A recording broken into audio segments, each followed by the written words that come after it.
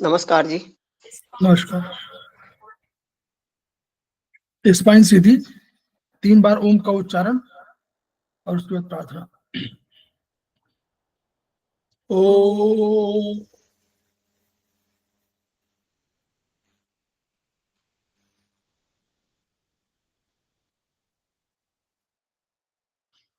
ओ ओ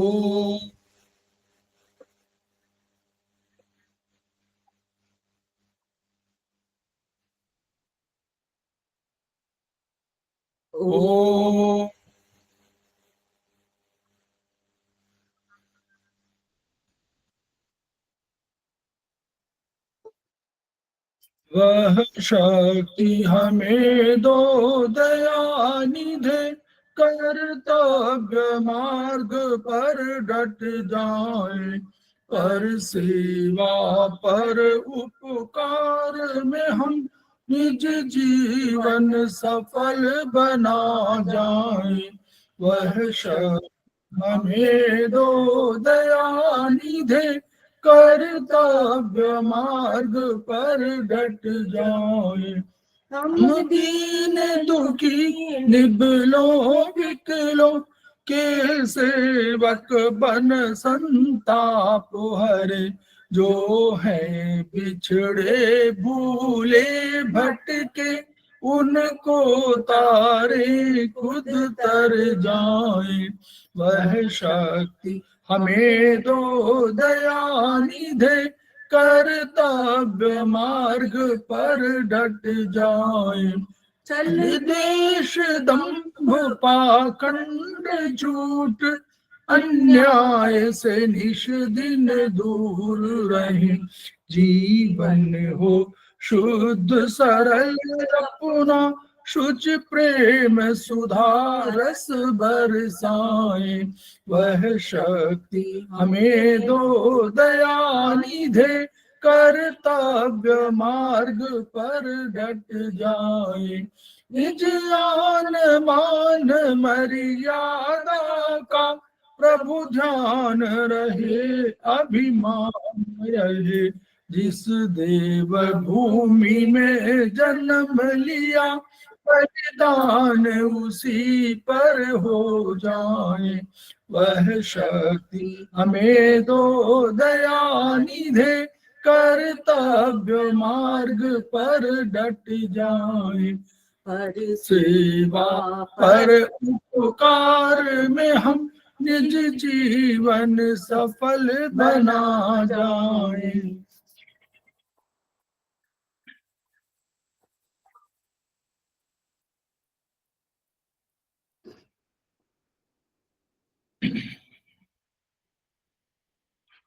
समवायिक classes में आप सभी का स्वागत है। हमारे बीच में श्रीमती वर्षा श्रीवास्तव, उपाध्यक्ष समवाय फाउंडेशन उपस्थित हैं, उनका स्वागत है। हमारे बीच में ऋतु जैन जी उपस्थित हैं, उनका स्वागत है। हमारे बीच में नीतू जैन उपस्थित हैं, हमारे समवाय फाउंडेशन की प्रमोटर हैं, उनका स्वागत है। हमारे बीच में अनिल शर्मा जी उपस्थित हैं, उनका स्वागत है। हमारे बीच में ब्रजमोहन कुशवाहा जी उपस्थित हैं, उनका स्वागत है। हमारे बीच में सुदेश मलिक जी उपस्थित है, उनका स्वागत है। हमारे बीच में नीलम गौर जी उपस्थित है, उनका स्वागत है। हमारे बीच में स्वाति गुप्ता जी उपस्थित है, उनका स्वागत है। हमारे बीच में नरेंद्र कुमार सर उपस्थित हैं, जो एक्यूपंक्चरिस्ट हैं और सीनियर थेरेपिस्ट हैं, वो उपस्थित है, उनका स्वागत है। हमारे बीच में प्रतिमा राव जी उपस्थित है, हमारे समवाय फाउंडेशन की प्रमोटर है, उनका स्वागत है। हमारे बीच में प्रियंका शर्मा जी उपस्थित है, उनका स्वागत है। हमारे बीच में रीता गांधी जी उपस्थित है, उनका स्वागत है। हमारे बीच में संजय सिन्हा जी उपस्थित है, उनका स्वागत है। हमारे बीच में सुधा पाठक जी उपस्थित हैं, हमारे समवाय फाउंडेशन की प्रमोटर हैं, उनका स्वागत है। प्रणाम सर। प्रणाम। इसके अतिरिक्त हमारे बीच स्वाति गुप्ता जी उपस्थित हैं, उनका स्वागत है। हमारे बीच में हरिराम शर्मा जी उपस्थित हैं, उनका स्वागत है। इसके अलावा भी अगर अन्य कोई उपस्थित है और मैं देख नहीं पा रहा हूं तो उनका स्वागत है। हम लोग समवाय फाउंडेशन के सदस्य हैं और हम लोग एक्यूप्रेशर शोध प्रशिक्षण एवं उपचार संस्थान प्रयागराज से संबद्ध हैं। वहां के मनीषी ब्रह्मलीन एमपी खेमका सर के हम कृतज्ञ हैं, उनकी ऋणी, जिनकी वजह से संस्थान को ये दर्जा मिला हुआ है, ये रूप मिला हुआ है। इसके अतिरिक्त हमको आप सभी को मेरा नमस्कार है। नमस्कार। हम लोग एक और अपने गुरु के कृतज्ञ हैं, ऋणी हैं और उनको याद करते हैं, जिनकी वजह से हमको एक्यूप्रेशर के प्रति थोड़ा सा मोह पैदा हुआ। मोह ही कहना चाहिए, ये पहले आकर्षण था, बाद में मोह हो गया। वो प्रोफेसर सुषमा ओझा है। तो हमारे संस्थान का एक मोटो है, each one reach one, each one treat one, each one teach one. उसी को आपके माध्यम से जन जन जागरण अभियान के तहत पूरे विश्व में फैलाने का हमारा प्रयास है। और हमें विश्वास है कि ये विधा जो अपेक्षाकृत कम खर्चीली है, उसका लाभ केवल आपको ही नहीं मिले, आपके घर परिवार को ही नहीं मिले, आपके इष्ट मित्र बंधु बांधवों को ही नहीं मिले, वरन समस्त पीड़ित मानवता को मिले। इन्हीं शब्दों के साथ हम लोग आज की शुरुआत कर रहे हैं। हमारे बीच में नीतू जैन जी उपस्थित हैं, वो आज की फैकल्टी है, उनका पुनः स्वागत है। और वो आज हमारा जो ट्रीटाइज 1 है, जो किताब कभी खत्म नहीं होती है, उसके चैप्टर 11 पर जो हमारा फर्स्ट और लास्ट पॉइंट का सिद्धांत है, उस पर आप चर्चा करेंगी। मैं शेयर कर दे रहा हूं। पुनः उनका स्वागत। सर्वप्रथम तो सर को मेरा प्रणाम और सभी साथियों को मेरा नमस्ते। तो सर के कारण हमें पढ़ने का और पढ़ाने का थोड़ा-सा चर्चा करने का आप लोगों के बीच मौका मिलता है, तो सर के लिए हम बहुत बहुत कृतज्ञ हैं। तो आज मुझे जो चर्चा करने के लिए लेसन मिला है वो टटाइज फर्स्ट का law of first and law last point है। तो उसके ऊपर मैं थोड़ा-सा आप लोगों के साथ डिस्कस करने की कोशिश करूँगी।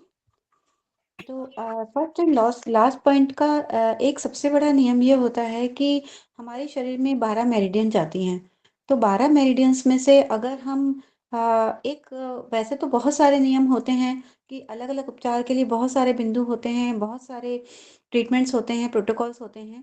उन्हीं में एक नियम ये है कि अगर हम किसी भी मेरिडियन के फर्स्ट पॉइंट पर अगर कोई प्रॉब्लम आती है, अगर कुछ भी प्रॉब्लम आती है फर्स्ट पॉइंट पर और हम उसके लास्ट पॉइंट पर ट्रीटमेंट देते हैं, तो कभी-कभी आश्चर्यजनक रूप से हमें लाभ मिलता है। और अगर वही हम वाइस वर्सा उल्टा करते हैं, अगर उसी मेरिडियन के किसी भी मेरिडियन के लास्ट पॉइंट पर कोई भी प्रॉब्लम आती है और फर्स्ट बिंदु पर हम उपचार देते हैं, तो भी बहुत अच्छे से रिज़ल्ट बहुत अच्छे आते हैं। तो हम इसको भी कभी-कभी किसी बीमारी में हम यूज़ करके देख सकते हैं। तो इसमें बीमारी और बीमारी के लक्षण क्या होंगे? तो अगर कहीं पर हमें दर्द है, गाँठ है, ट्यूमर है, फोड़ा-फुंसी है या फिर सूजन है, घाव है, जलन, सौर, चर्म का रंग बदल रहा है, इस तरह के कोई भी रोग होते हैं तो वो ज़्यादा इफ़ेक्टेड होते हैं अगर हम फर्स्ट पॉइंट पे प्रॉब्लम आती है और लास्ट पॉइंट पे इलाज देते हैं या लास्ट पॉइंट पे प्रॉब्लम आती है और फर्स्ट पॉइंट पे इलाज देते हैं, तो हमें बहुत अच्छा रिज़ल्ट मिलता है। तो ट्यूमर या सूजन का उपचार तो स्थायी बिंदुओं पर नहीं देना चाहिए क्योंकि अगर कहीं पे भी ट्यूमर है या सूजन है, अगर स्थायी बिंदुओं पर हमने लोकल पॉइंट्स पे वहाँ पे उपचार दिया है, तो हमें मैग्नेट लगाने में या मेथी दाना लगाने में जब हम टेप लगाते हैं, तो हमें प्रॉब्लम आती है।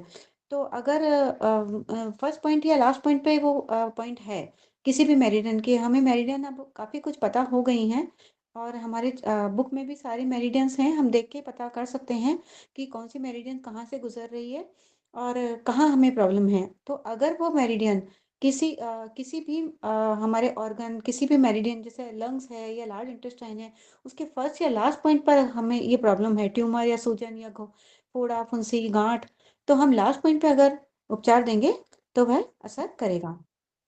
तो उसी कड़ी में हमारा पहला बिंदु है LU1 और उसका लास्ट जो है ये हमारा इन ऑर्गन्स का इन ऑर्गन्स की मेरिडियन है LU1 और उसका लास्ट पॉइंट होता है LU11। हम सब जानते हैं कि लंग्स मेरिडियन में 11 पॉइंट्स होते हैं, फर्स्ट पॉइंट LU1 और LU लास्ट पॉइंट LU11।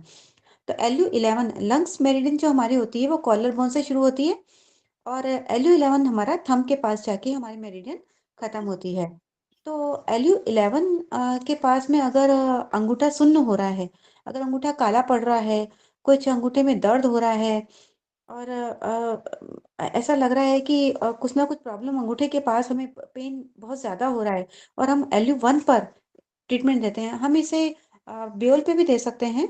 तो अगर हम उपचार देते हैं तो इसमें हमें बहुत फायदा होता है। और LU11 पर उपचार दें, अगर अगर कॉलर बोन के पास में कोई प्रॉब्लम हो रही है, तो या फिर छाती में पेन हो रहा हो, एंजाइना पेन हो रहा हो, हमें कोई और छाती में हमें लंग्स में कोई प्रॉब्लम हो रही है, हमारी छाती में पेन हो रहा हो, और इस तरह की कोई प्रॉब्लम हो और LU1 पर उपचार देते हैं, तो भी हमें फायदा मिलता है। जैसे अस्थमा है, तो LU1 पर उपचार दें, अगर LU11 पर उपचार देंगे तो हमें फायदा मिलेगा। अस्थमा के लिए पॉइंट होता है LU1, और अगर हम अस्थमा के लिए LU11 पर उपचार देते हैं, तो हमें उसके लिए अच्छे रिजल्ट मिलते हैं।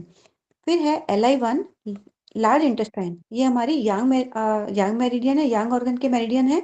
तो इसके points LI1, first point LI1 होता है और लास्ट पॉइंट LI20 होता है।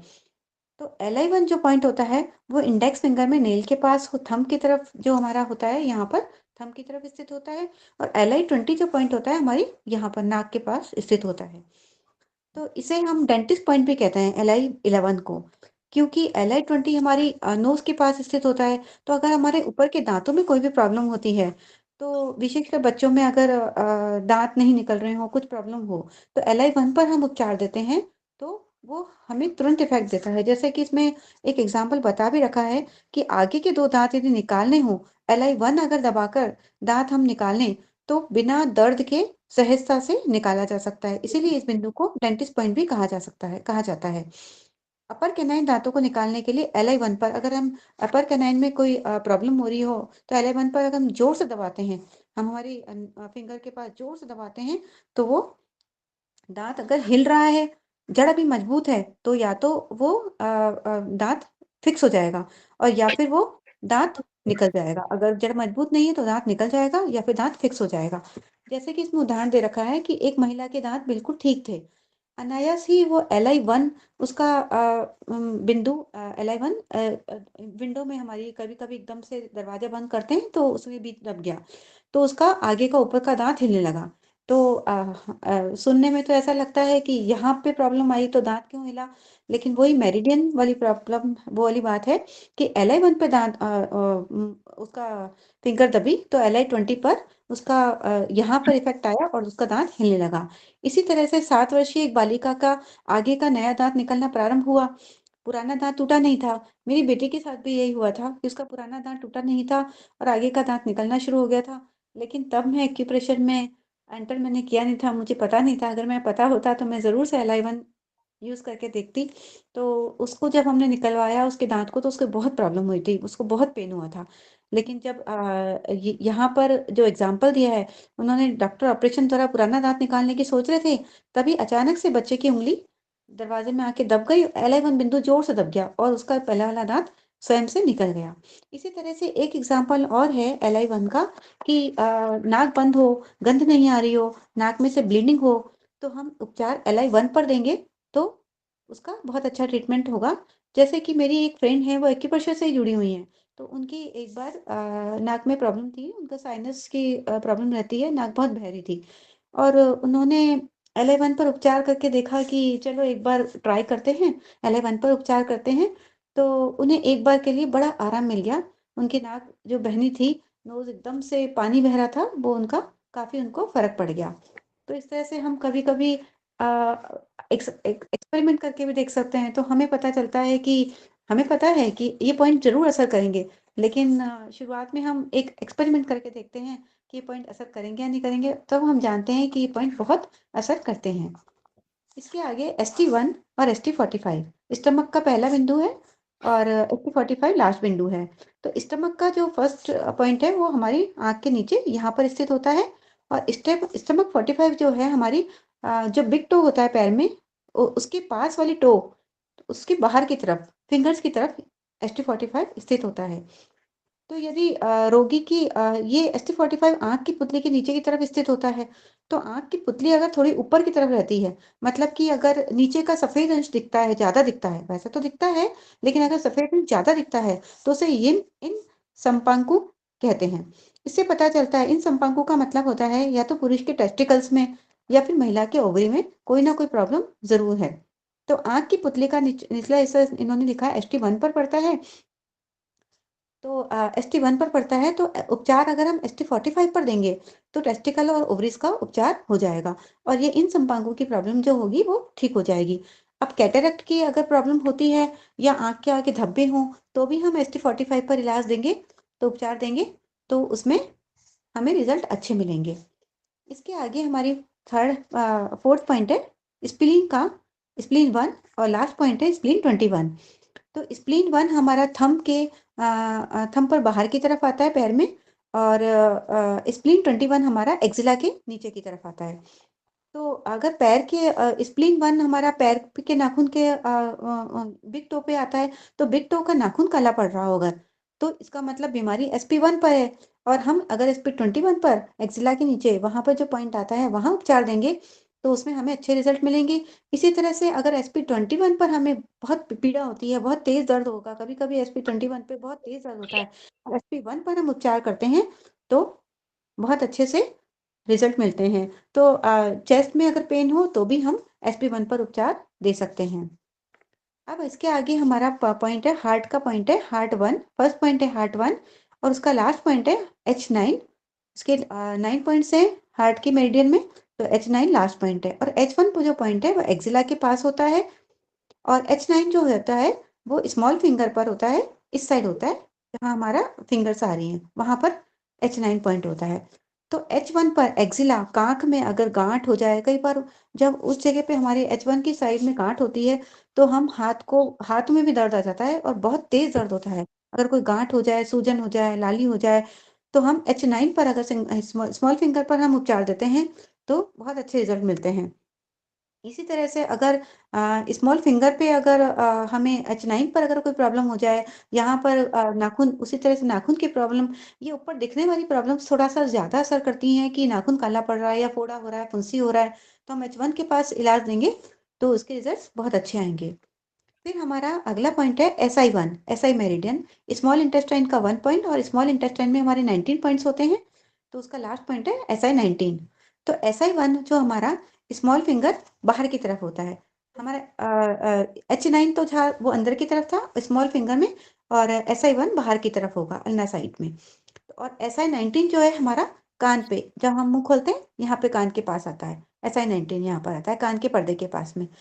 तो अगर कान के पर्दे की कोई भी प्रॉब्लम हो तो हम SI1 पर इलाज देंगे तो बहुत अच्छे से असर करेगा। और अगर हमारे स्मॉल फिंगर में कोई स्टिफनेस है, तो हम SI19 पे ट्रीट करेंगे तो भी असर करेगा। और अगर बहरापन हो, कान की कोई भी प्रॉब्लम हो, कान में टिनिटस हो, या कान में अगर कान में कोई कीड़ा चले जाता है, पानी चले जाता है, कोई टॉक्सिक चीज चली जाती है जो बाहर नहीं निकल रही है, हम बहुत परेशान होते हैं, कई बार पानी भी चले जाता है नहाते नहाते, तो हमें बहुत प्रॉब्लम होती है। तो हम अगर SI1 पर उपचार देंगे तो वो पानी आराम से बाहर निकल जाता है, या फिर कोई कीड़ा भी चले जाता है तो हम SI1 पर उपचार देते हैं तो बहुत अच्छे रिजल्ट मिलते हैं। अब इसके आगे यूरिनरी ब्लैडर का 1 पॉइंट है और यूरिनरी ब्लैडर में 67 पॉइंट होते हैं। ये हमारी सबसे लंबी मेरिडियन होती है, तो इसमें 67 पॉइंट होते हैं। UB1 हमारा आंख के पास यहाँ पर आता है, ये हमारा UB1 आता है। और UB67 स्मॉल टो, जो हमारी पैरों में सबसे छोटी उंगली है, उसमें बाहर की तरफ UB67 पड़ता है। तो UB1 पर हमारी टीयर डक्ट होती है। तो जब टीयर डक्ट बंद बंद हो जाए, पानी निकलना बंद हो जाए, टीयर डक्ट बंद हो जाए, तो हम UB67 पर उपचार देते हैं। और कई बार हम उपचार देते हैं तो आंसू की नली खुल जाती है, आंसू नहीं आते बाहर, कई बार कोई रोना चाहता है, रो नहीं पाता है, तो अगर हम UB67 पर उपचार देते हैं तो अच्छे रिजल्ट मिलते हैं। अगर अगर आंख लाल हो, कैटरेक्ट हो, नाइट ब्लाइंडनेस हो, टीयर डक्ट हो, ब्लर विजन हो, तो UB67 पर उपचार देंगे। यहाँ पर एक उदाहरण दे रखा है इन्होंने। हमारे इलाहाबाद केंद्र में एक सज्जन आंख के नासूर के उपचार हेतु आए। उनके आंख के भीतरी कोने में UB1 के पास नासूर था, तो UB67 दबाया तो उनका जो नासूर था, घाव था, वो आश्चर्यजनक रूप से ठीक हो गया। तो इससे हम समझ सकते हैं कि ये पॉइंट कितने अच्छे से असर करते हैं। फिर हम आगे देखते हैं तो हमारे किडनी में मेरिडियन में हमारे 27 पॉइंट है, हम सब जानते हैं। तो उसका फर्स्ट पॉइंट है K1 और लास्ट पॉइंट है K27। तो किडनी 1 जो पॉइंट है हमारा K1, हम सब जानते हैं पैर के तलवे में स्थित होता है, और किडनी 27 जो पॉइंट है वो क्लेविकल बोन के नीचे स्थित होता है।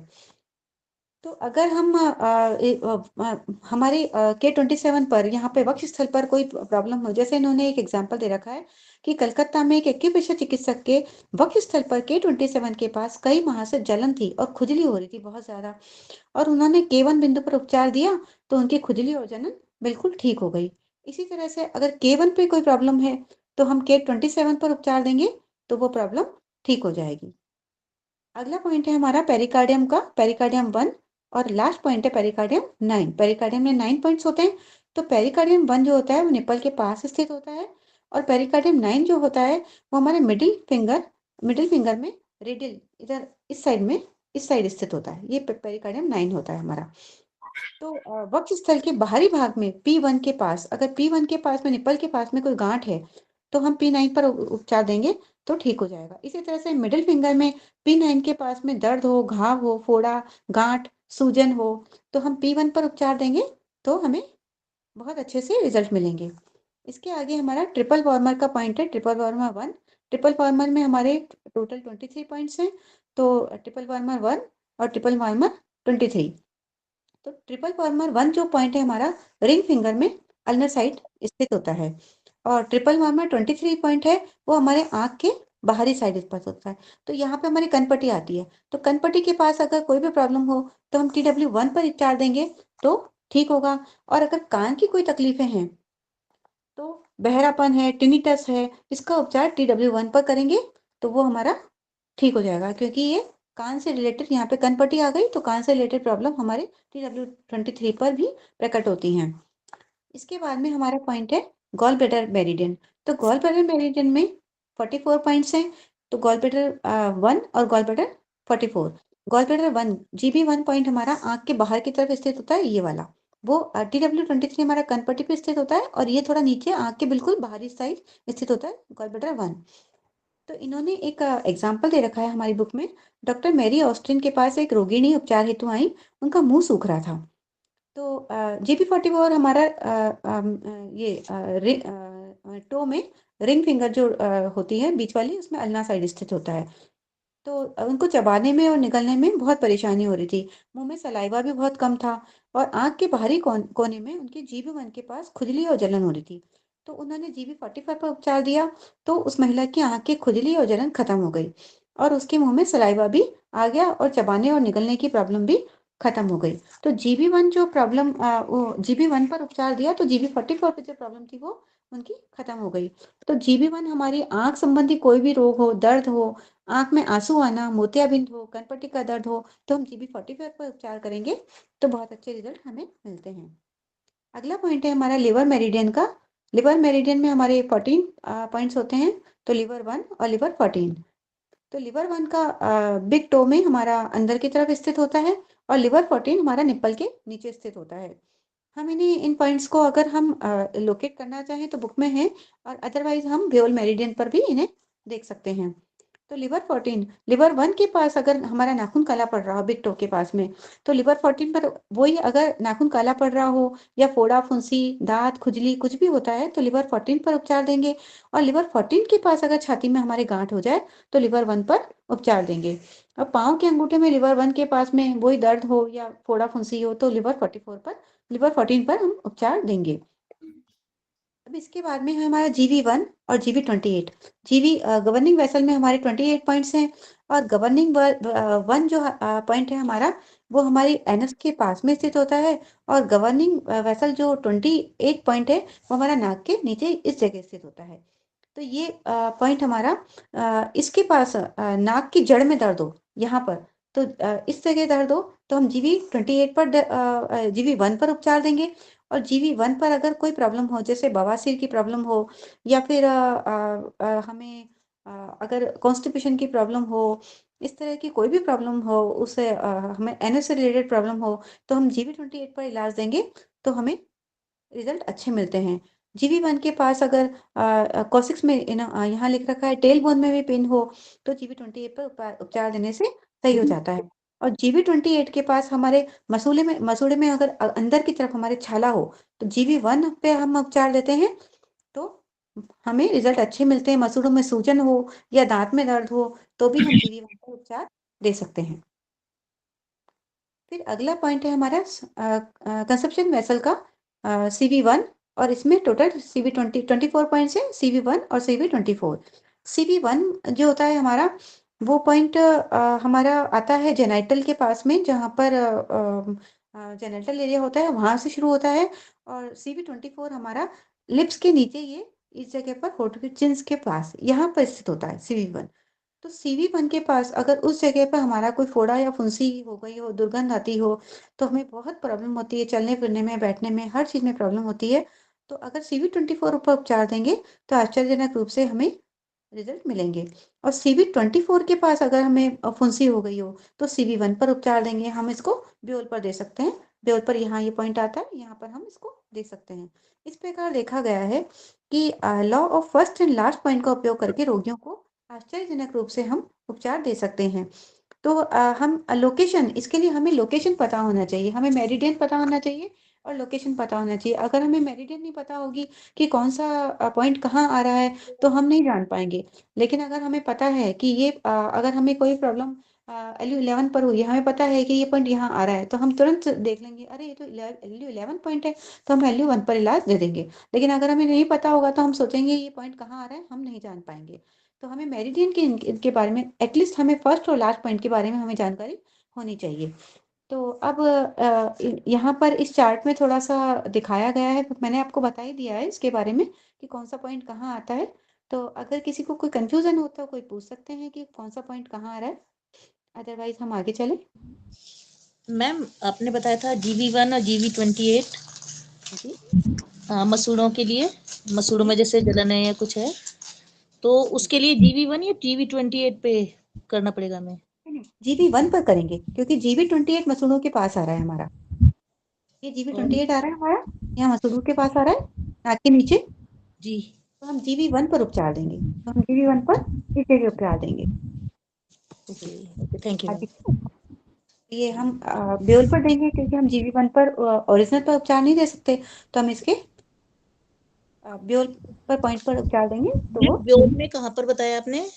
ब्योल में हम इस तरह से करते हैं, तो ये दोनों पॉइंट मिलते हैं। ये हमें आप मेरिडियन वाला देख सकते हैं, मेरिडियन सर ने बताया था, ये वाला जहाँ हम मिलाते हैं, तो ये जो गड्ढा आता है, ये हमारा जी GB1 है। Okay okay, thank you ma'am. हम आगे चलें सर, आगे चलें। अब हाँ, नहीं ठीक है, चलिए। वो वाला खोल दो, स्प्रिंग जी वाला। सर, जी ये है, सर, जी ये है, यही तो है। शेयर हो रहा है ना? जी सर, जी सर, हो रहा है, हो रहा है सर। अब हम हमारी टेटाइज 1 पेज नंबर 71। तो इसमें हम थोड़ा सा, ये मोच है, ट्रीटमेंट ऑफ स्प्रेन, थोड़ी सी चर्चा इस पे करना चाहूंगी मैं कि अगर हमें कहीं मोच आती है, तो ये कई बार हम चलते चलते कहीं भी हमें मोच आ जाती है, तो हम थोड़ा सा इन पॉइंट्स को याद रखेंगे, ध्यान रखेंगे। हमें पता ही नहीं होता है कई बार। आज सर ने मुझे बोला तो मुझे, हम देखते ही नहीं टेटाइज 1 को कई बार खोलकर कि इतने सारे अच्छे अच्छे ट्रीटमेंट्स और इतनी अच्छी अच्छी चीजें हैं, हम इधर उधर ढूंढते रहते हैं, और हमारी टेटाइज 1 में सब कुछ हमें मिल जाता है। तो आज सर ने मुझे बताया, तो मैंने इसको पढ़ा, तो ये बहुत अच्छा उपचार है टेटाइज 1 में। तो स्प्रेन से रिलेटेड उपचार हैं। तो 71 पेज नंबर पे है, अगर आपके पास बुक हो तो खोल लीजिए, नहीं तो सर ने इसको शेयर कर रखा है। तो मोच के लिए सबसे पहले इन्होंने लिख रखा है गर्दन में। कई कई बार हम सोते हैं, सोते सोते मोच आ जाती है, या हम कहीं भी ट्रैवलिंग में होते हैं, तो एकदम से कोई जर्क आता है और गर्दन में मोच आ जाती है, बहुत पेन होता है।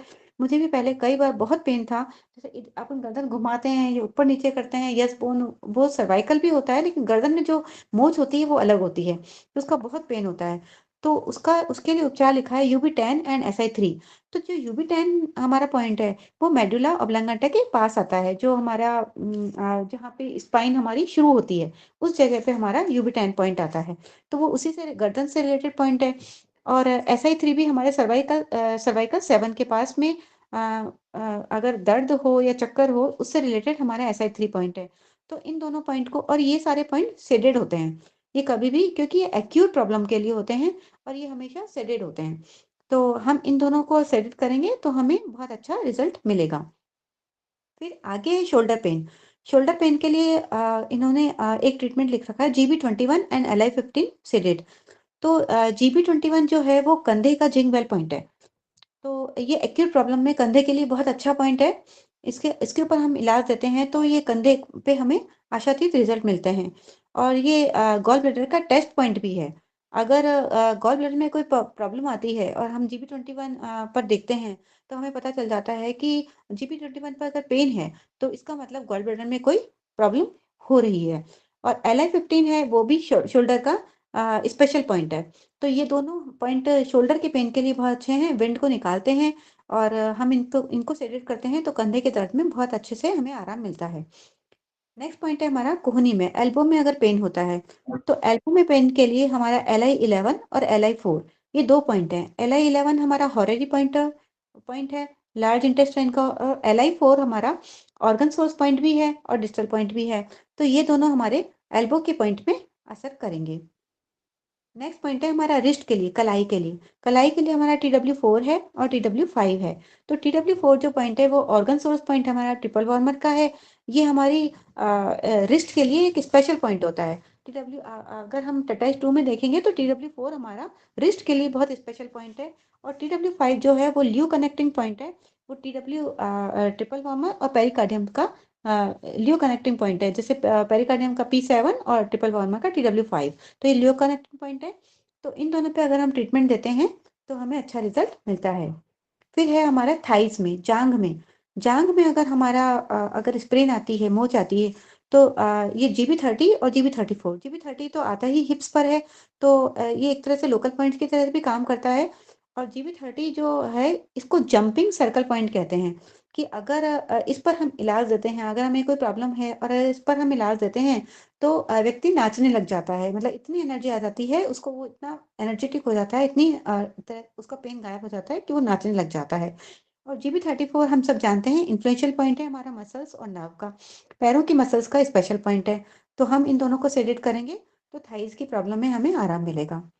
नीज के लिए हमारे 2 पॉइंट हैं, ST35 और ST44। तो ST35 जो है वो तो हमारा नी जॉइंट का उपचार का स्पेशल पॉइंट है ही। तो इसके लिए तो हम इसको उपचार में हमें लेना ही चाहिए। इसके अलावा ST44 जो है वो एनर्जेसिक पॉइंट है। अगर पेन ज़्यादा है ST44 को हम ऐड करते हैं तो पेन में हमें बहुत आराम मिलता है। तो हम इन दोनों पॉइंट को सेडेट करके घुटनों के दर्द में हमें आराम मिल सकता है। अब है टखने में दर्द। अगर टखने में हमें एंकल में स्प्रेन आ गया, चलते चलते हमें टखने में, तो ये तो कई बार होता है कि हम चलते हैं और हमारे टखने में एंकल में स्प्रेन आ जाता है। तो उसके लिए पॉइंट है ST41, GB40 एंड UB60। तो ST41 जो है वो हमारा एंकल जॉइंट का स्पेशल पॉइंट है। और GB40 ऑर्गन सोर्स पॉइंट है गॉल ब्लैडर का। और UB60 हमारा फायर पॉइंट है गॉल ब्लैडर का। तो इन तीनों को अगर हम सेलेक्ट करते हैं, ये एक प्रोटोकॉल बना हुआ है, तो प्रोटोकॉल को हम तीनों को एक साथ लगाते हैं तो हमें रिजल्ट्स अच्छे मिलते हैं। फिर अगला पॉइंट है हमारा कमर में। कमर में हमारे अगर पेन है तो उसके लिए पॉइंट है GB28, UB54, SI3 and UB52। ये 4 पॉइंट हम सेलेक्ट करेंगे। तो इनके लिए है कि UB54 जो पॉइंट है वो अर्थ पॉइंट है यूरिनरी ब्लैडर का। और यूरिनरी ब्लैडर 52 जो पॉइंट है वो लोअर एक्सट्रीमिटीज का स्पेशल पॉइंट है। तो इसलिए इन चारों पॉइंट को लिया है। इन चारों पॉइंट को हम सेलेक्ट करेंगे तो हमारे कमर में दर्द में हमें अच्छा रिजल्ट मिलेगा। फिर अगला पॉइंट है हमारा लंबर सेक्रल। लंबर सेक्रल के लिए GB34, UB57, 58 एंड 60 ये 4 पॉइंट हमें सेलेक्ट करने हैं। तो GB34 तो हमने पता ही है, हमने अभी भी देखा था ऊपर भी कि इन्फ्लुएंशियल पॉइंट है मसल्स एंड नर्व का। और UB57 है, ये वैसे तो ये पिंडली के दर्द का स्पेशल पॉइंट है लेकिन इसे एक प्रोटोकॉल में लिया है। तो प्रोटोकॉल में लंबर सेक्रल नीचे की तरफ आ जाता है तो प्रोटोकॉल के साथ ये असर करता है। और UB60 है, वो साइटिका के लिए बहुत स्पेशल पॉइंट है। तो इन चारों को हम सेलेक्ट करेंगे तो ये हमें अच्छे रिजल्ट मिलेंगे। इसके अलावा आज सर ने मुझे बताया कि एक ट्रीटमेंट होता है राइस करके, RICE। तो राइस ये एलोपैथी वाले बताते हैं। अगर कभी भी कोई मोच आती है तो उसके लिए वो RICE एक ट्रीटमेंट बताते हैं। R means rest, I means ice, जहाँ पे हमें मोच आई है वहां पे आइस का सेक करो। सॉरी। तीसरा है C, कंप्रेस। जो लगा देते हैं ना वो अरे मोच, उसमें मोजा मोजा पहना देते हैं कि घुटने पे कर ली वो दबो कॉम्प्रेशन, वो कॉम्प्रेशन है जी। कंप्रेशन है ना, एलिवेशन में पैर को ऊपर रखना, पैर को जब हम सोते हैं तो पैर को हम थोड़ा सा कोई मसन तकिया रख के पैर को हम ऊपर रखते हैं। सर कंप्रेसर मतलब वो मसाज वाला आता है वो जो आप लोग हम लेते हैं ना, परचेज कर लेते हैं, उसमें कौन घुटने के लिए उसके लिए सर क्रैब बेल्ट, है? क्रैब सर, हाँ यस, बैंडेज आती है, हाँ। Okay sir okay. नी पे पहनने के भी आते हैं, नी पे पहन हाँ, लेते हैं, और हमको आराम मिलता है। पिंक कलर वाले नी कैप भी आती है और क्रैब बेल्ट भी है। हाँ, कैप भी आती है और बैंडेज भी आते हैं ना। हाँ, क्रेप ओके बैंडेज सर, बांध लेते ओके। हैं तो उससे भी हमें आराम मिलता है। हाँ तो थैंक इस यू तरह मैम, से थैंक ये RICE करके राइट्स करके है, तो इस तरह से हमें एलोपैथी के हिसाब से ये है, तो हम अगर ये पॉइंट लगा के ये भी करते हैं तो हमें अच्छा रिजल्ट मिलता है। ई का क्या बताया आपने? ई का ई का? एलिवेट, ई का Elevate. एलिवेट, एलिवेट ऊपर करना, पैर को कहीं जहाँ जिस स्थान पर मोच आई उस स्थान को ऊपर जहाँ करना। भी मोच होती है वहां पर आप ऊपर कर देते हैं ना पैर को कहते हैं उठा के रखिए।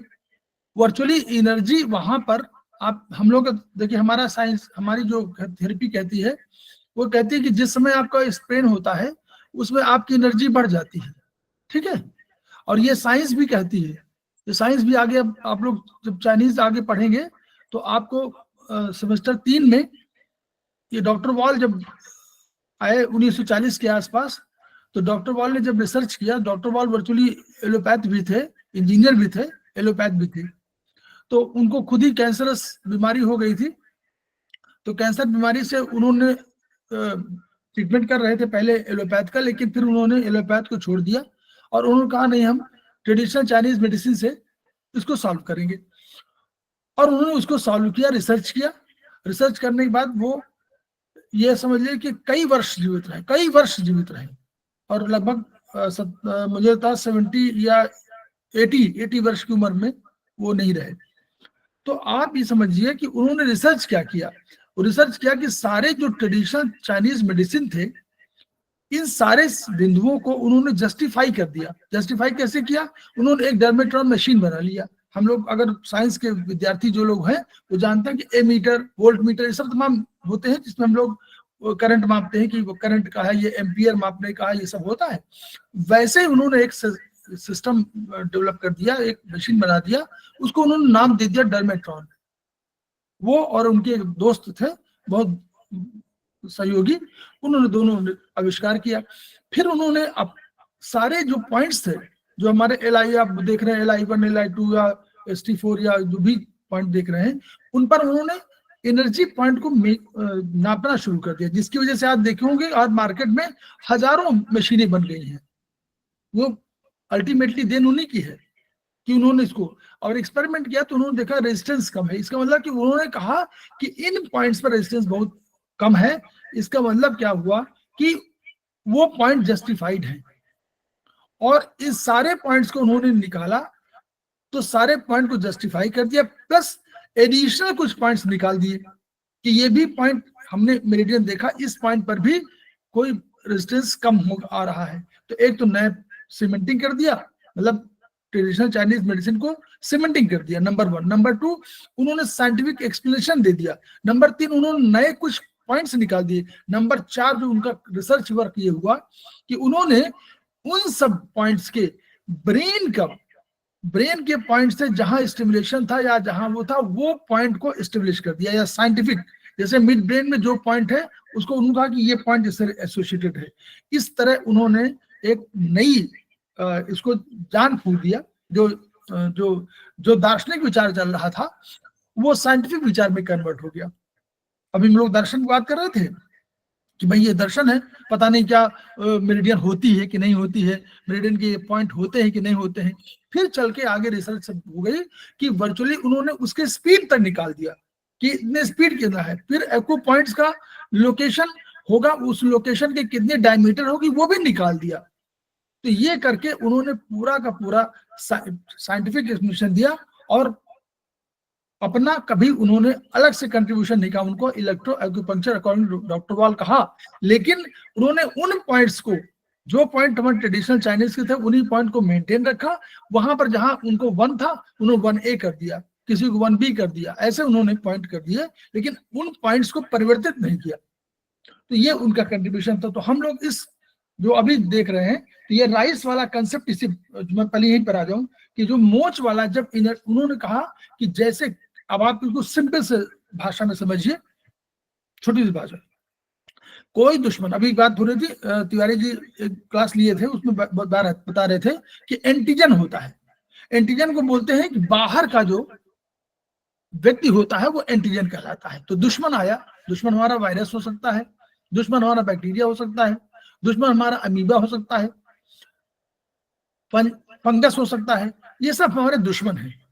प्लस और भी समझिए, एनर्जी के जो पॉइंट है हमारे, वो भी हमारे दुश्मन है। भाई कोई एनर्जी आई और हमने उस एनर्जी को बर्दाश्त नहीं किया तो भी हमारे, तो ये जितने पैथोलॉजिकल क्या कहते हैं, एंटीजेंस कहलाइए या पैथोजेंस कहलाइए, तो ये पैथोजेंस जब जाते हैं, या मान लीजिए कोई शरीर में कोई चला गया बैक्टीरिया, तो हमारा शरीर का, ये साधारण बात है, ये उसकी है BHP की बात है, लेकिन यहाँ पर लागू होती है, हमारे शरीर के जो, हमारे शरीर के सुरक्षा तंत्र होगी, जैसे आपके घर है, तो घर में आप कोई पहरेदार रखते हैं ना, कोई पहरेदार होता है, वो जो है गेट पर रहता है, आप कहीं सोसाइटी में रहते हैं तो वहां सोसाइटी के कोई चौकीदार होते हैं, वो सब देखते हैं कि कोई बाहर की आदमी ना आए। ऐसे ही हमारे शरीर का सुरक्षा तंत्र है, उसमें ब्लड में, और ये सब तैरते रहते हैं, घूमते रहते हैं। तो जैसे ही हर आदमी, कोई भी दुश्मन कहाँ जाएगा, अल्टीमेटली हमारे पास दो चीजें हैं जिनमें वो आक्रमण करना चाहता है। हमने पढ़ा होगा, याद करिएगा आप लोग, बताइए सेल में क्या चीज पढ़ी है आपने, सेल का कौन सा मेन है, सेमेस्टर 1 वाले बोलेंगे, सेल में सबसे महत्वपूर्ण क्या है, सेल के अंदर सबसे महत्वपूर्ण कौन सा ऑर्गेनेल है? माइटोकॉन्ड्रिया सबसे महत्वपूर्ण, टॉप का। सुप्रिया मैडम ठीक है, पहुंच गई हैं आप काफी। ये नंबर 2 है, न्यूक्लियस। यस, वही तो आपका मालिक है। आपके घर में अगर आपके फादर हैं तो आप फादर को मालिक कह रहे हो ना, सेकंड आपका रोल हो सकता है। तो माइटोकॉन्ड्रिया का रोल सेकंड है, खाना बनाने का काम है ना, भोजन बनाने का काम, एनर्जी बनाने का काम है। तो माइटोकॉन्ड्रिया का रोल इस रूप में समझिए कि माइटोकॉन्ड्रिया आपको एनर्जी बना के देता है, जिसकी वजह से आप क्या करते हैं, आप घूमते हैं, दौड़ते हैं, खेलते हैं, कूदते हैं, सांस लेते हैं, है ना। तो कोई भी एंटीजन, दो चीजों पर एंटीजन दुश्मन है। तो अगर चोर आ रहा है तो चोर क्या करने आ रहा है, चोरी करने आ रहा है ना। क्या चोरी करेगा, अगर आपके पास कोई खाने पीने की चीज होगी तो वो ले जाएगा, जेवर होंगे तो वो ले जाएगा। तो वो ढूंढता है कि आपकी अलमारी कहाँ है। तो अगर न्यूक्लियस के पास पहुंच गया तो कह देगा, सीधे कंट्रोल कर लेगा और सारा काम। न्यूक्लियस क्या होता है, याद करिए, न्यूक्लियस क्या है, ये सेल के समस्त कार्यों का, पहली लाइन है, समस्त कार्यों का संचालन करता है। उसी के आदेश पर सेल के कार्य होते हैं, उसी के आदेश से सेल के कार्य बंद होते हैं। याद है ना, वो प्राण है, मस्तिष्क है, मालिक है, स्वामी है, यही तो उसका अर्थ है। अब इसको कब्जा, अगर कब्जे में कर लिया तो उसको कोई बात नहीं, उसको घर की चाबी मिल गई, तो भाई वो तो हमारा मालिक, हमारे कब्जे में है, जो चाहे सो घर में करेंगे सेल में। तो सेल के अंदर जो एनर्जी है वो भी एनर्जी लेना चाहता है। आपके अंदर भी जो भी भोजन आप करते हैं वो सब एनर्जी के लिए करते हैं, इसीलिए हमारा सिद्धांत एनर्जी का सिद्धांत है। माइटोकॉन्ड्रिया सेकंड नंबर का है, महत्वपूर्ण। वो क्या करता है, वो ऑक्सीजन से, ऑक्सीजन जाती है वहां और वहां ग्लूकोज जाता है और उसके उनको रिएक्शन करा करके वो एटीपी अणु निकालता है। एटीपी हमारी करेंसी है, हमारी वहां शरीर के अंदर रुपए पैसे नहीं चलते, वहां ऊर्जा की करेंसी है। तो वो ऊर्जा की करेंसी एटीपी है। अब वेस्ट प्रोडक्ट भी निकल जाते हैं कुछ। वेस्ट प्रोडक्ट क्या होते हैं, कार्बन डाइऑक्साइड और जल। तो जल हमारा वेस्ट प्रोडक्ट नहीं, बाई प्रोडक्ट है। तो जल हम लोग अपने यहाँ पर रख लेते हैं और कार्बन डाइऑक्साइड को हम लोग बाहर निकाल लेते हैं। तो दो ये एंटीजन करते क्या है, ये दो जगह पर आक्रमण करना चाहते हैं। सेल के अंदर घुसे, या तो न्यूक्लियस को कब्जे में कर लो। शीतल मैडम आपको बंद कर लीजिए थोड़ा। तो या तो आप माइटोकॉन्ड्रिया पे अटैक करेगा या वहां पर सेल पर, न्यूक्लियस पर। अगर लेकिन हमारे पास बाहर क्या है, हम लोगों ने पढ़ा है, एक और कंसेप्ट पढ़ा है, ईसीएफ और आईसीएफ पढ़ा है सेमेस्टर 1, आईसीएफ ईसीएफ। ऐसे हम लोग 30 दिन हो जा रहे हैं, पूरा कोर्स खत्म हो रहा है। आईसीएफ माने इंट्रा सेल्युलर फ्लूइड, और ईसीएफ माने एक्स्ट्रा, एक्स्ट्रा माने जो बाहर होता है वो एक्स्ट्रा, और इंट्रा माने जो अंदर है। तो सेल के अंदर भी तरल है, सेल के बाहर भी तरल है, ठीक। तो जो सेल के बाहर तरल है, तो पहले तो आएगा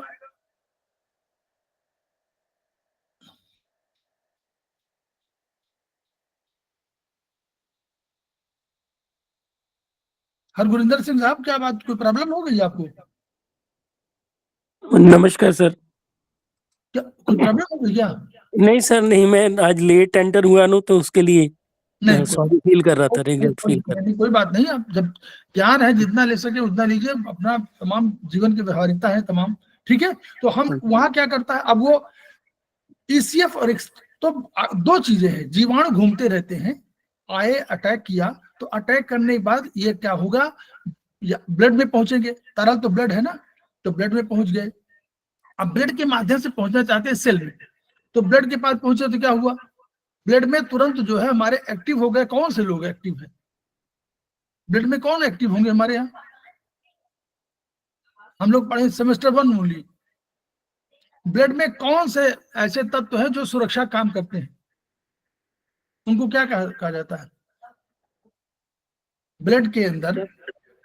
हाँ, ये very good, white blood cells. Yes, white blood cells, ठीक। और जैसे हमारे यहाँ सेना, पुलिस, कोई क्या कहते हैं, ब्लैक कैट कमांडो, और ये सब तमाम नाम होते हैं ना, वैसे ही इन सैनिकों के अलग अलग नाम होते हैं। इन 5 के अलावा भी तमाम हैं, फैगोसाइट्स कहलाते हैं वो सब। मतलब जैसे पुलिस नॉर्मली करती है, सेना तो जब अटैक होगा चाइना का और उसका तब वो करेगी, लेकिन ये पुलिस तो हमारा नॉर्मली करती है। ऐसे ही हमारे भी वहां फैगोसाइट्स कहलाते हैं। तो ये डिफेंसिव एक काम है, इसके अंदर तमाम नाम, कोई नाम हो सकता है, मोनोसाइट्स हो सकते हैं, लिम्फोसाइट हो सकते हैं, बेसिफिल हो सकते हैं, न्यूट्रोफिल हो सकते हैं, ये सब नाम है। तो ये क्या करते हैं, ये उसको रोकते हैं। तो जैसे ही ये पहुंचता है तो उसको वो रोकना चाहते हैं, रोक लेते हैं। अब इसी बीच में क्या होता है, देखिए, जब ये मालूम हो गया आपके घर में कोई बाहर से 4 बदमाश आ गए, तो आप क्या करोगे? आप किसी को सूचना दोगे अपने घर परिवार लोगों को कि भैया हमारे पास 4 लोग बदमाश आ गए हैं? तो आपकी सुरक्षा के लिए दूसरे लोग दौड़ते हैं। तो ब्लड में जो भी कोई फंक्शन होता है, उसकी वजह से जैसे सूचना पहुंचती है ब्रेन को, तो ब्रेन या सारे जितने सेल्स हैं वो सब सेल सहायता के लिए पहुंचते हैं। तो इसको बोलते हैं क्या, इंफ्लेमेशन। वैसे ही वहां पर रक्त अधिक आने लगेगा, रक्त में ही तो आएगा, सब सारे लोग आए, सारे एलिमेंट तो रक्त के माध्यम से आते हैं, सब एलिमेंट आ जाएंगे। तो रक्त वहां का रंग लाल होने लगेगा, वहां सूजन आने लगेगी, और वहां पर जलन होने लगेगी, क्योंकि रक्त अधिक आएगा ना, तो रक्त माने गर्मी, तो वहां जलन होने लगेगी। तो अल्टीमेटली सूजन, जलन, और अंत में पेन भी होने लगेगा। जब बहुत हो जाएगा तो 4 की जगह एक कमरे में 4 आदमी रह सकते हो, और वहां 20 आदमी रख लिया तो क्या होगा, सफोकेशन होगा, वो जलन होने लगती है। तो 4 चीज है कि पेन लास्ट पॉइंट है, पेन, स्वेलिंग, पहले स्वेलिंग होगी, कलर रेडिश हो जाएगा, लैलिमा आ जाएगी, सूजन आ जाएगी, और उसके बाद पेन हो जाएगा। तो ये सब कलर पर, तो ये इसको कहते हैं इन्फ्लेमेशन। ये एलोपैथिक है, मॉडर्न साइंस का है। हमारा कहना यह है कि जब ये आए तो एनर्जी बढ़ गई, एनर्जी बढ़ी ना, रक्त तो एनर्जी है, रक्त भी तो एनर्जी है, तो रक्त में एनर्जी बढ़ी, तो एनर्जी बढ़ गई ये मोच में। तो इसीलिए डॉक्टर एलोपैथ वहां कहते हैं कि अभी आपको मोच लगी है, अभी आप गर्म से सिकाई मत करिएगा, कहते हैं ना, बोलिए हाँ या ना? जी सर। हाँ जी सर, आइस लगा। सर हाँ, वो हाँ। कहते हैं आइस, इसलिए कि आइस से गर्मी जो है दूर होगी, इसलिए आइस कहते हैं। तो आइस ट्रीटमेंट आपको करना है पहले।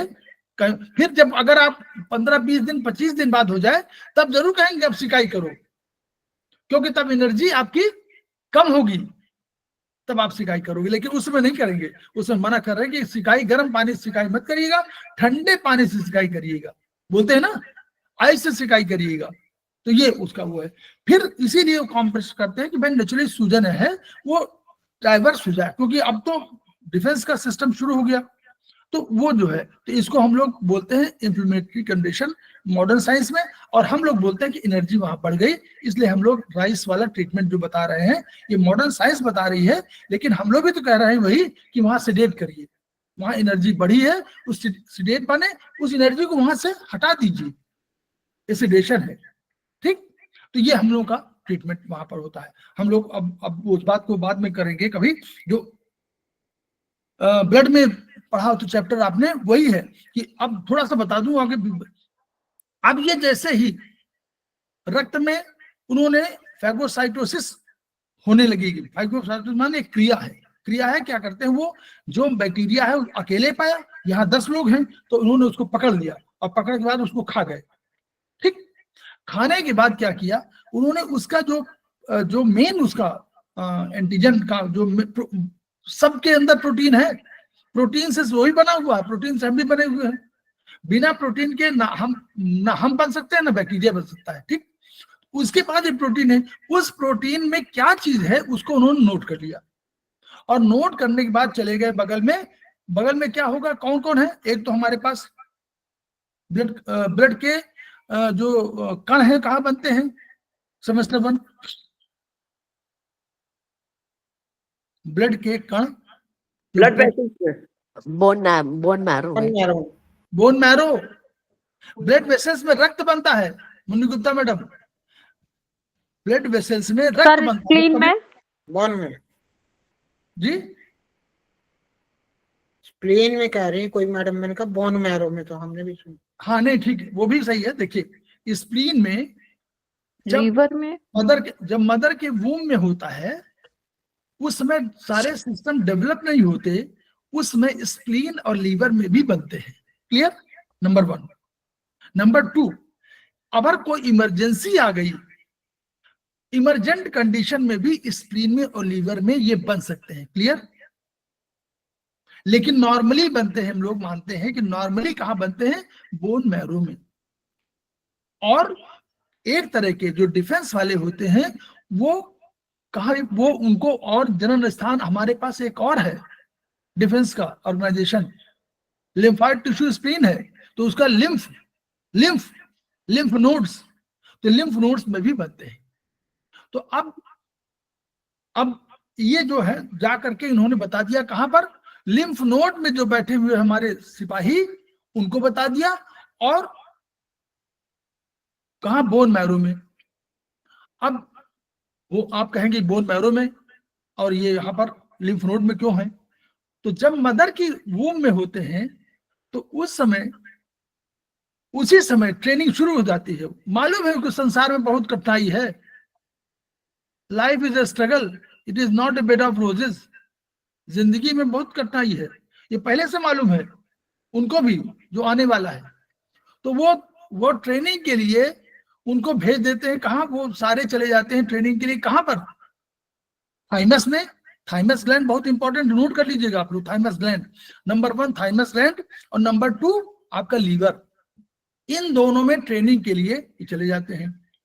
ट्रेनिंग होती है इनकी बाकायदा, कि बताया जाता है कि कैसे आपको करना है। तो इनको जब ट्रेनिंग हो गई तो ये लिम्फोसाइट जो हमारे हैं, लिम्फोसाइट की बात कर रहे हैं, जो लिम्फोसाइट हमारे हैं जो मेन वो है, तो ये लिम्फोसाइट जो थाइमस से ट्रेनिंग लेता है उसका नाम होता है टी लिम्फोसाइट, और जो लीवर में ट्रेनिंग लेता है उसका नाम होता है बी लिम्फोसाइट।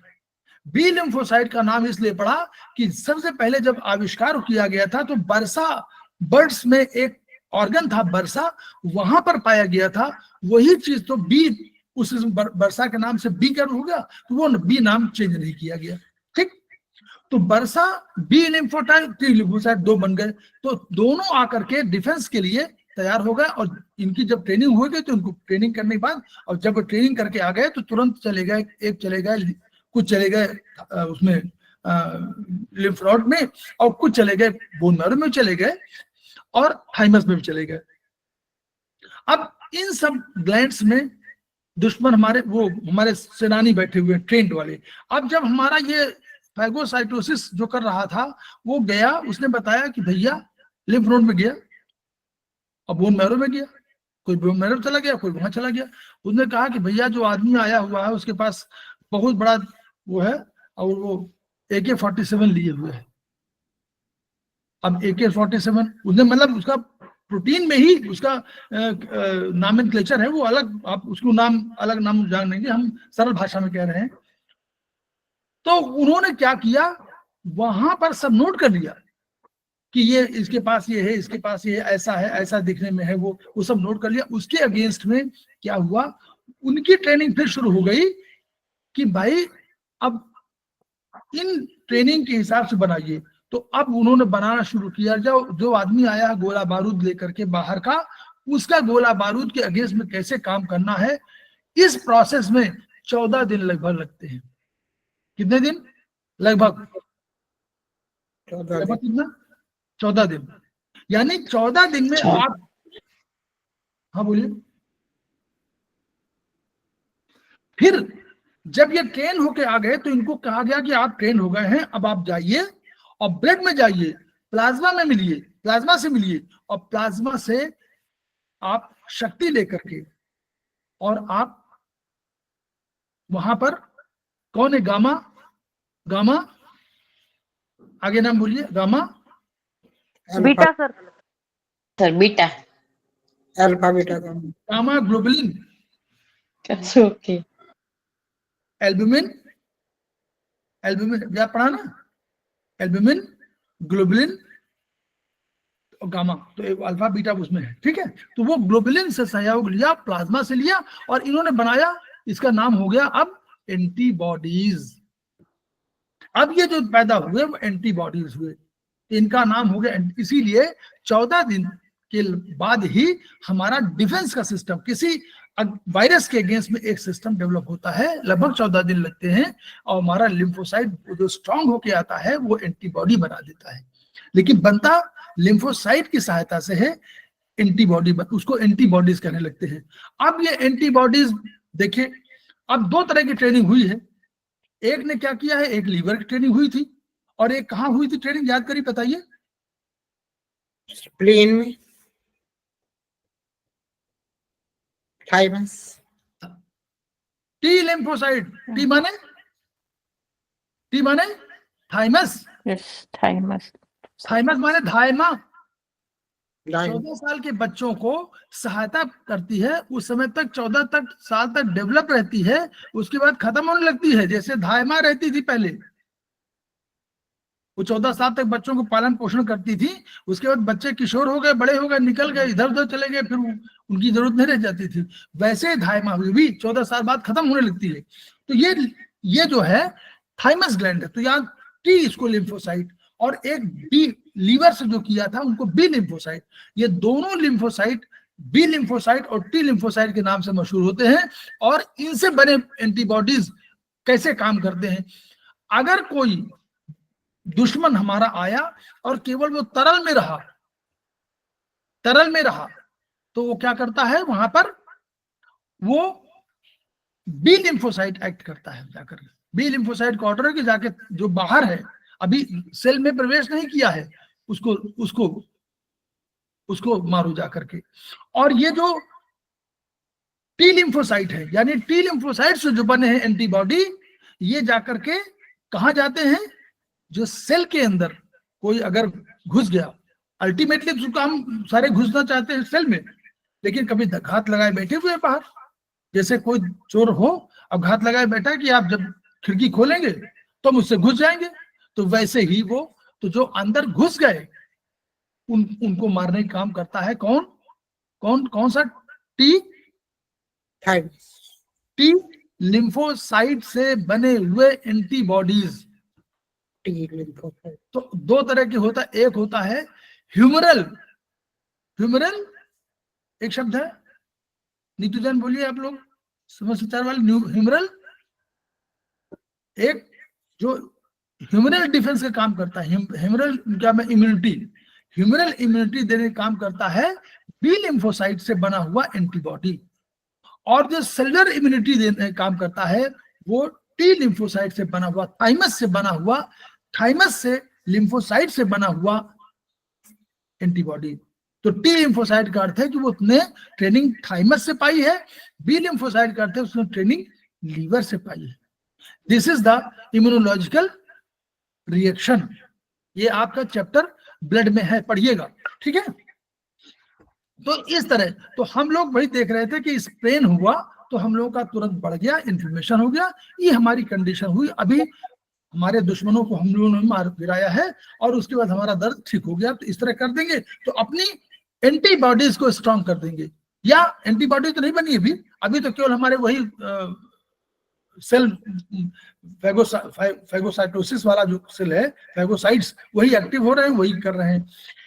तो ये होगा दूसरा सिद्धांत अभी नीतू जैन मैडम ने पढ़ाया, बहुत बढ़िया से बताया आपको, तो एक एक पॉइंट बता दिया और कैसे बताया।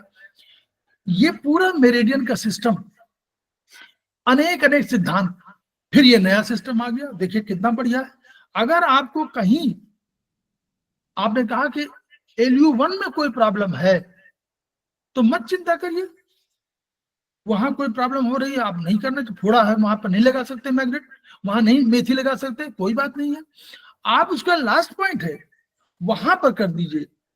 तो वो क्या है, मेरिडियन न्यू सिस्टम हुआ। तो मेरिडियन माने एक जीरो मेरिडियन है, एक लास्ट वाली मेरिडियन है, यानी एक जीरो है, एक वो जो L1 है और एक LU1 है और एक LU11 है। तो अगर LU11 में, LU1 में क्या हुआ, इन्फ्लेमेशन हुई, तो क्या हुआ, एनर्जी बढ़ेगी घटेगी, बोलिए?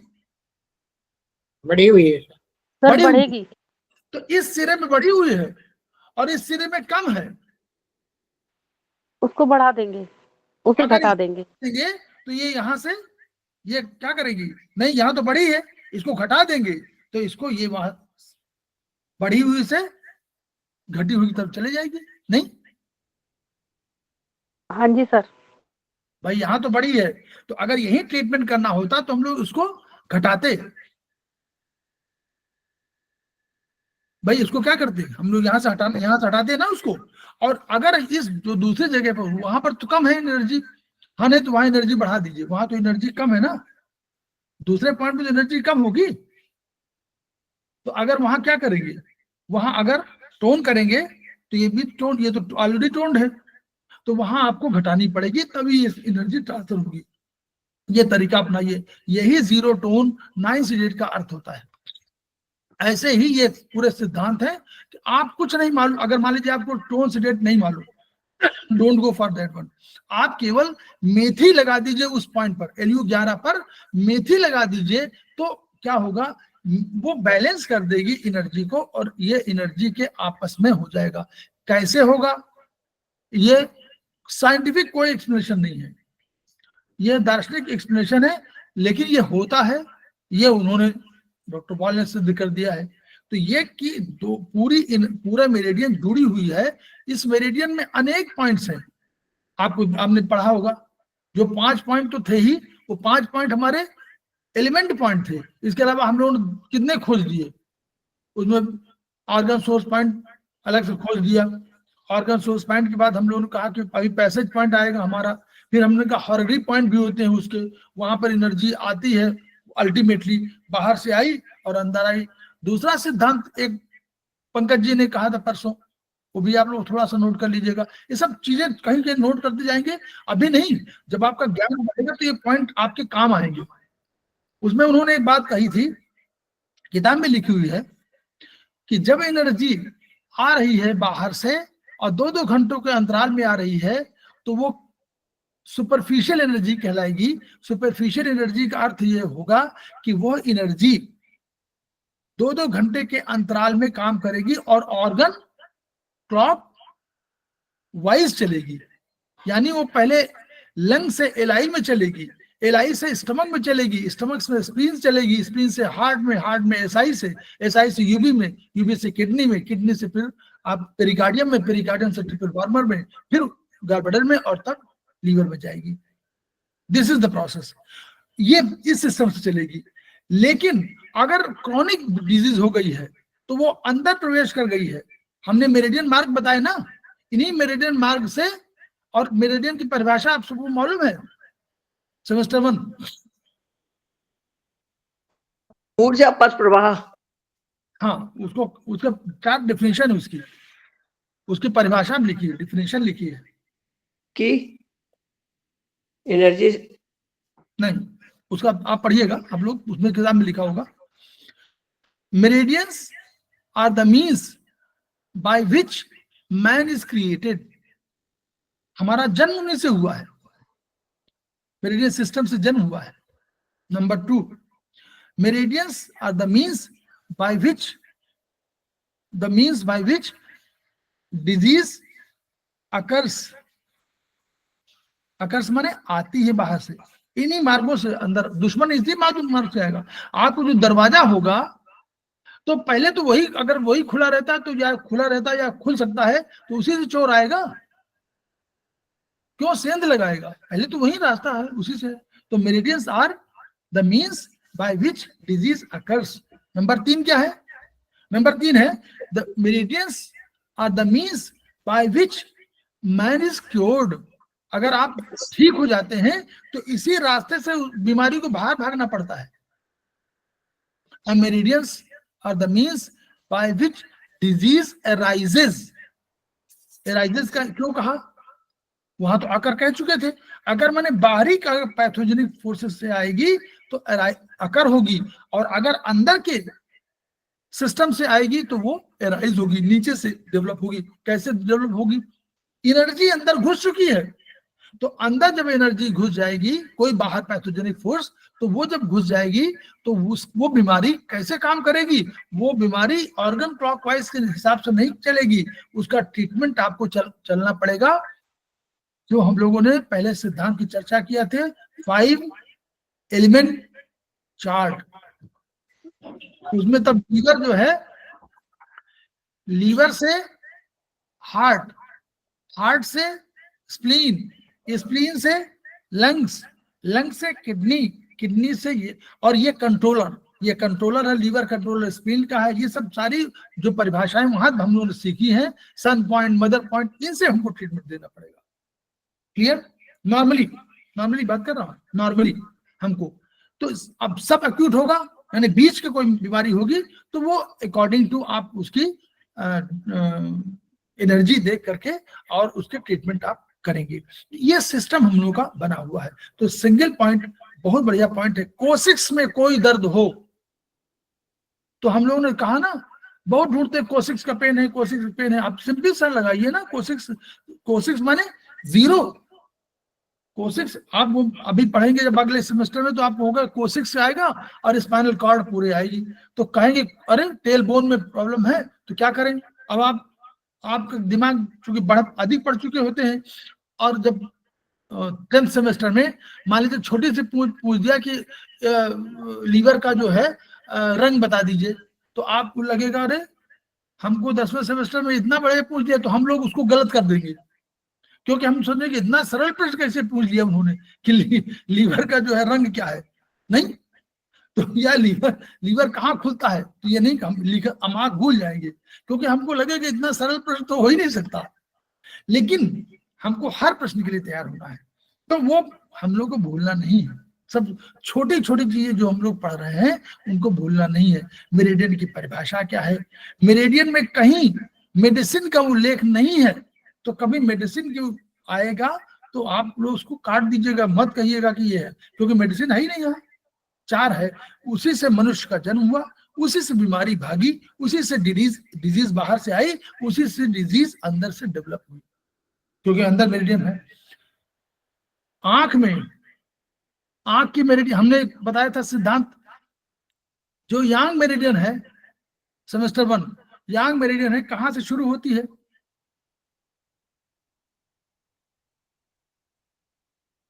यांग मेरिडियन होगी तो कहां से शुरू होगी?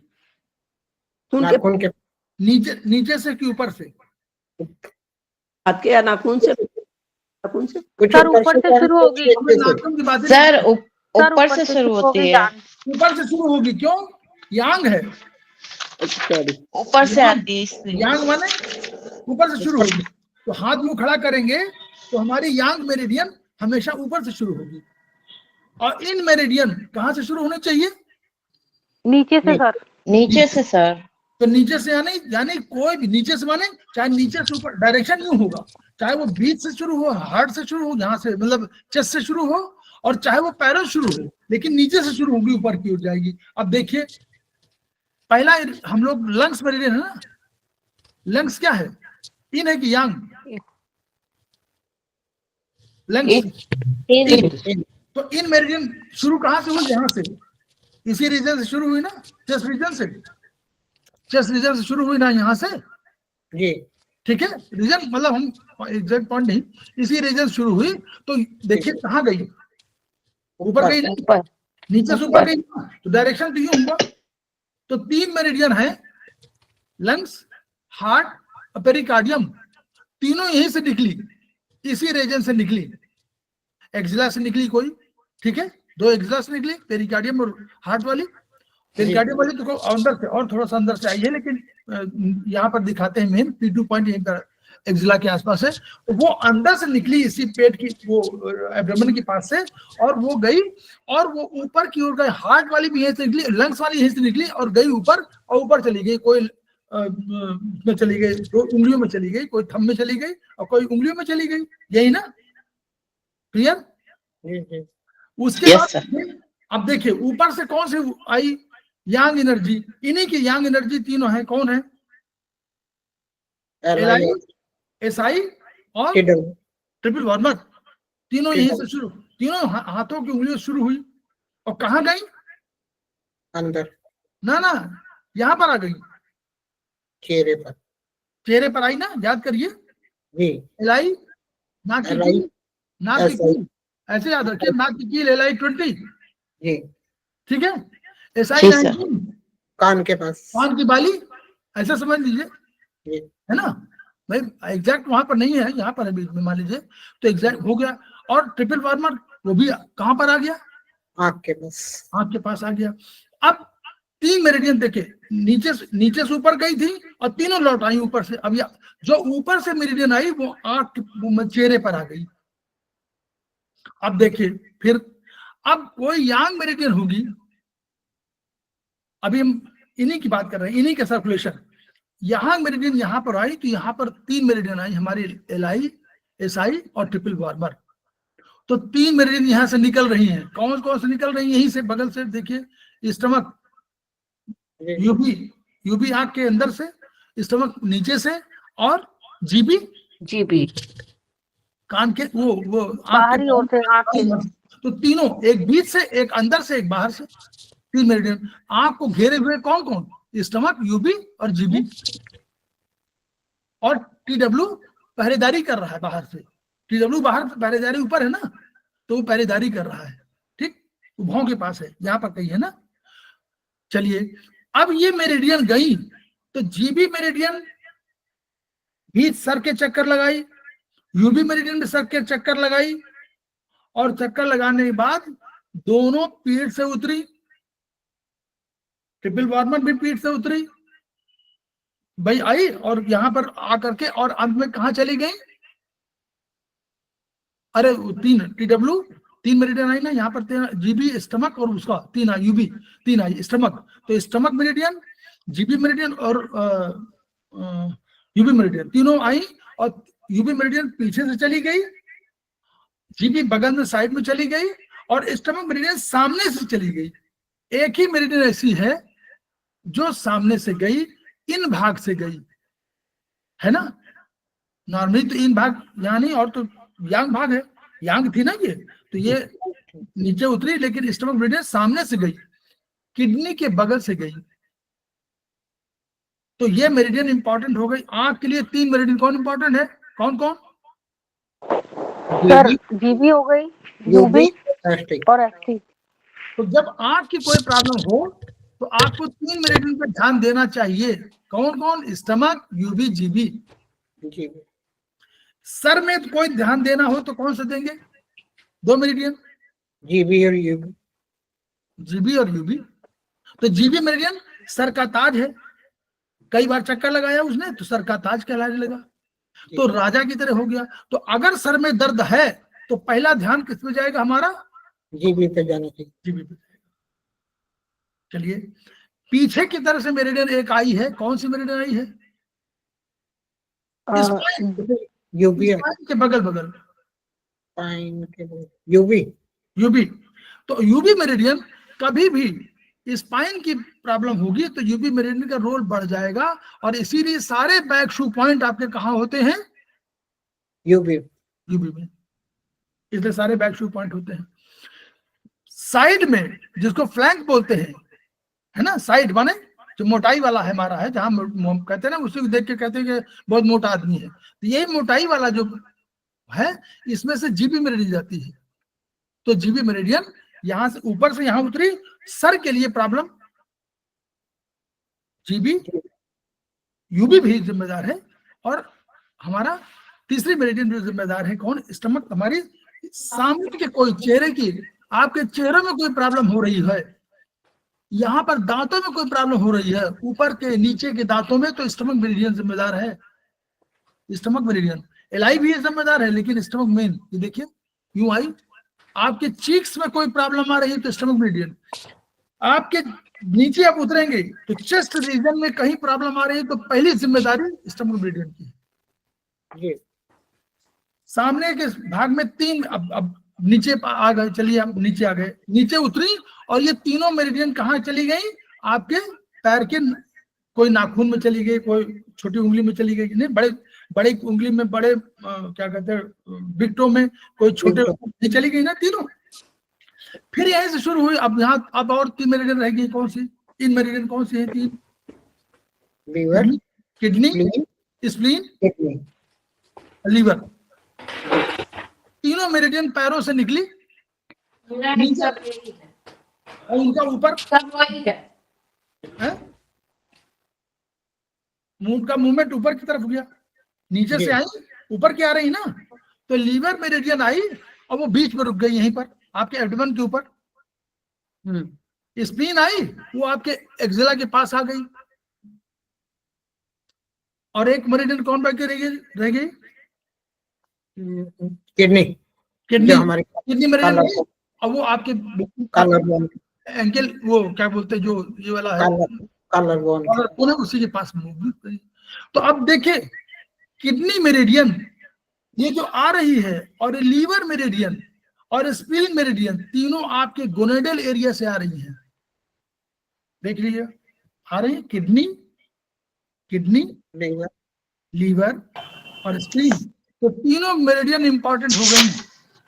Kidney, liver and spleen, gonadal area के लिए तीनों जिम्मेदार हो गई, है ना।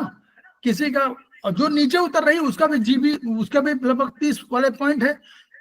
नीचे यूबी उतरी, वो भी आपके पीछे की तरफ 30, 31, 32, 33, 34, 35, ये सब आपकी पीछे की तरफ उसी एरिया से निकली हुई जहां आपका पेल्विक बोन है, तो यानी वो भी जिम्मेदार हो गई। तो यूबी मेरिडियन का 30, 31, 32, 33, 34, 35 ये पॉइंट जिम्मेदार है। ठीक, तो अब आप समझिए, और ऊपर वाला नीचे से आ रहा है वो 10, कोई किसी का नंबर होगा 10, 11, किसी को होगा 11, 12, 13, 14, किसी का होगा 10, 11, 12, 13, इस तरह नंबर होंगे। वो नंबर जिम्मेदार हो गए आपके इस एरिया के लिए। तो इस एरिया की प्रॉब्लम के लिए 3 मेरिडियन जिम्मेदार हो गए। ठीक, एस्टिक भी शुरू यहीं से होता है सर, इसके साथ में एस्टिक 30, हाँ, 30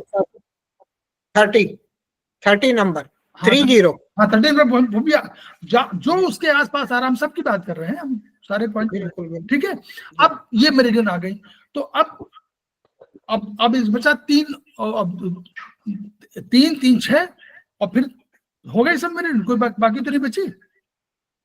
3 आई थी, 3 इधर, 6 वाली यहाँ गई थी, फिर 3 नीचे उतरी, और 3, तो देखिए जो शुरू हुई थी यहां से, फिर वो गई थी ऊपर, फिर वो वहां से आई थी यहाँ नीचे, सर में, सर से फिर नीचे उतरी थी, नीचे आकर के फिर आगे चेस्ट के आसपास सारी मेरिडियन आ गई, यानी एक साइकिल पूरा कर लिया।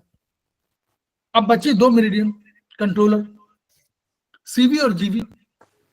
सीवी निकली सामने से, जीवी निकली पीछे से, लेकिन दोनों ने फिर चक्कर पूरा कर लिया। वो यहां तक आई तो यहां पर आ गई, वो भी चक्कर पूरा हो गया ना, तो चक्कर पूरा हो गया उनका भी, उन्होंने भी पूरा चक्कर कर लिया, ताकि कंट्रोलिंग के लिए कि भाई आप बिल्डिंग की इमारत है उसमें चौकीदारी कंट्रोल ठीक से कर रहे हो कि नहीं कर रहे, तो उन्होंने कहा नहीं कर रहे हैं, हम सामने से चले गए, हम पीछे से चले गए, अब पूरा हमने देख लिया, तो ये कंट्रोलर हो गया उनका। अब सामने के लिए कभी भाग के लिए जिम्मेदार होगा तो एक सीवी मेरिडियन जिम्मेदार होगी, नंबर 1, नंबर 2 होगी किडनी उसके बगल से निकली हुई, और नंबर 3 स्टमक। तो 3 मेरिडियन सामने के चेस्ट भाग में, इस भाग की प्रॉब्लम होगी, इन भाग की, तो सीवी, किडनी, स्टमक, 3 मेरिडियन जिम्मेदार हो जाएंगी। तो इस तरह मेरिडियन को पीछे की तरफ कोई मेरिडियन आएगी तो जीवी मेरिडियन के आसपास यूबी है, जीवी यूं है, जीवी गवर्निंग वेसल, उसके बगल में यूबी, इसके बगल में यूबी, और यूबी 2.5 चक्कर लगा रही, 2.25 चक्कर, एक चक्कर पूरा, दूसरा चक्कर पूरा, तीसरा चक्कर, 30, 31, 32, 33, 34, 35, बस इसके नीचे उतर गई। ठीक है, नीचे उतर गई। ये पॉइंट बैक में कोई बैठे हैं जहां पर आप, वहां पर कोई प्रॉब्लम आप तो यूबी मेरे जिम्मेदार है। इसलिए आप जो कोई भी बैठने का, कहीं बैठते हो आप सीट में, कुर्सी में, तो कुर्सी थोड़ा सा हार्ड होनी चाहिए। और अब तो हमारे एक्यूप्रेशर में आप हैं, तो एक्यूप्रेशर के वो मिलते हैं छोटे छोटे क्या कहते हैं उपकरण, वो क्या होता है उनमें हल्की हल्की चुभन होती है, पॉइंट्स होते हैं, आप उसको रख लिए, वहां बैठिए, तो वो यूबी मेरिडियन के सारे प्रेशर पॉइंट्स आपको दबते रहते हैं, तो यूबी मेरिडियन की प्रॉब्लम कम होगी। ये इस तरह हम लोगों को धीरे धीरे पूरा याद कर लेना है और समझ लेना है। याद करना मतलब जैसे पढ़ेंगे तो आपको समझ में आने लगेगा कि ऐसे जिम्मेदारी है। तो सीवी, जीवी, इन सब की अलग अलग। तो ब्रेन के लिए जब भी कोई जिम्मेदार, 2 मेरिडियन होगी जिम्मेदार, कौन, एक गवर्निंग वेसल और दूसरी होगी गॉल ब्लैडर। यूबी और जीबी तो भूलिए नहीं, वो तो गवर्निंग वेसल है, वो तो जाती रही सर में, पूरा यहाँ से जा ही रही पीछे से। जीबी सर, गॉल ब्लैडर वाली। हाँ, तो चलिए हम लोग जो है अभी 2 मिनट का ब्रेक दे देते हैं। हम लोग ऐसा करते हैं कि इस जो भी चीज आप पढ़ रहे हैं उसको आपस में खूब शेयर करिए, खूब इंटरेक्ट करिए, और इसको हमारे जो हम लोग बना देते 2-4 दिन, आप लोग का बढ़िया सा उस ग्रुप में आप एक बात मैं कहना चाहता हूँ सर, मैं एक बात कहना चाहता हूँ। आपने बहुत बढ़िया एक्सप्लेन किया, बहुत बढ़िया, लेकिन जितने पार्टिसिपेंट थे हमारे साथ में ज्वाइन हैं, उनसे निवेदन होगा कि अपना वीडियो ऑन करें, ताकि आप भी समझ सकें कि हमें कौन ध्यान दे रहा है। और आप जो बता रहे हैं, इतना अच्छा एक्सप्लेनेशन मैंने अभी तक नहीं सुना सर। Thank you sir. तो हम लोग बोले सभी से वीडियो अपना ऑन कर लें। हम लोग खेमका सर के सपनों को पूरा करने के लिए ऐसा करें कि हम लोग इस ज्ञान को ट्रांसफर करें। जब तक ज्ञान आगे ट्रांसफर नहीं करेंगे, ना आपका बढ़ेगा ना दूसरे का बढ़ेगा। खूब ट्रांसफर करिए, खूब इंटरेक्ट करिए, खूब भरिए, आपस में खूब डिस्कशन करिए। हम ये नहीं कह रहे हैं कि दिन भर इसी काम में लगे रहिए, लेकिन जब भी लगिए आप घंटे भर, 1 घंटे, तो खूब मन से लगिए। और जब मन से लगेंगे तो खेमका सर के सपने पूरे होंगे। Each one reach one, each one treat one, each one teach one. इन्हीं शब्दों के साथ 2 मिनट का ब्रेक, फिर हम लोग मिलते हैं। Thank you sir.